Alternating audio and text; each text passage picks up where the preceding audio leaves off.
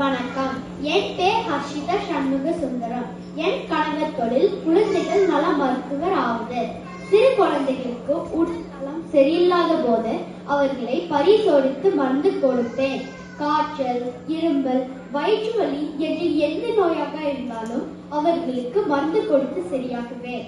எனக்கு இந்த தொழில் ஏன் பிடிக்கும் என்றால், குழந்தைகள் அழுது வரும்போது அவர்களை சிரிக்க வைத்து நலமாக்குவது மிகவும் சந்தோஷமான காரியம்.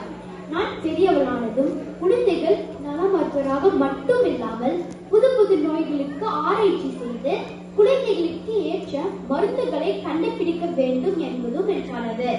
உலகில் உள்ள எல்லா குழந்தைகளும் ஆரோக்கியமாக வாழ வேண்டும் என்பதற்காக நான் கஷ்டப்பட்டு படித்து ஆராய்ச்சி செய்து நான் ஒரு நல்ல மருத்துவர் ஆவேன். நன்றி.